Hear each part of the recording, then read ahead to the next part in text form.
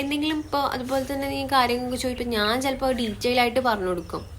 ചിലവരത് ടപ്പാ എന്ന രീതിയിൽ അങ്ങ് പറഞ്ഞു കൊടുക്കും. പക്ഷെ ഞാൻ ഡീറ്റെയിൽ ആയി പറഞ്ഞു കൊടുക്കുന്നത് ഭയങ്കര തെറ്റാണ്. അത് ഞാൻ അറിഞ്ഞു. ഞാൻ ഭയങ്കര ഓവറായിട്ട് സംസാരിക്കും. അതുപോലെ ഞാൻ ഭയങ്കര സ്ലോ ആയിട്ടാണ് സംസാരിക്കുന്നത്.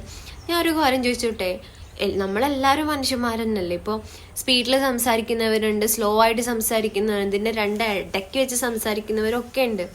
ഓരോരുത്തർക്കും ഓരോ സ്ലാങ് ആണ്, അതേപോലെ ഓരോ ടോണാണ്. അതുപോലെ നമ്മൾ സംസാരിക്കുന്ന സ്പീഡിലൊക്കെ വ്യത്യാസം ഉണ്ടാവും. അത് വെച്ചിപ്പോൾ ഒരാളെ കുറ്റം പറയേണ്ടതൊന്നുമില്ല എന്ന് എനിക്ക് തോന്നി. കാരണം നമ്മളിപ്പോൾ സംസാരിക്കുമ്പോൾ ഇൻട്രസ്റ്റ് ഇല്ലെങ്കിൽ അത് പറയാം. അല്ലാതെ നമ്മളിപ്പോൾ സംസാരിക്കുമ്പോൾ പറയും നീ ഇപ്പോൾ വേഗം റെഡി ആയിക്കോ, അല്ലെങ്കിൽ നീ സംസാരിച്ചുകൊണ്ടിരുന്നാൽ നിർത്തൂല എന്ന് പറയും.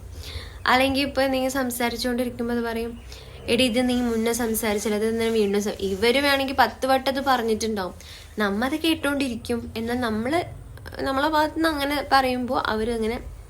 പക്ഷെ എൻ്റെ ഒരു രീതി വെച്ചിട്ട് എന്നെ ഇങ്ങോട്ട് ഇപ്പോൾ ആരെങ്കിലും പറയും, ഞാൻ അത് കേട്ടോണ്ടിരിക്കും, പ്രതികരിക്കും, ഇല്ല എന്നല്ല. പക്ഷെ ആദ്യം ഒന്ന് കേട്ടും പിന്നെയും കേൾക്കുമ്പോഴാണ് ഞാൻ പ്രതികരിക്കല്.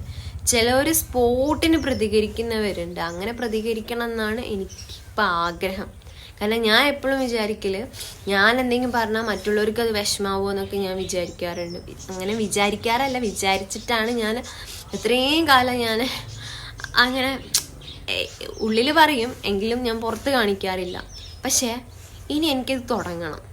ഇങ്ങോട്ട് എങ്ങനെയാ തിരിച്ച് അതേപോലെ അങ്ങോട്ടും പറയാം.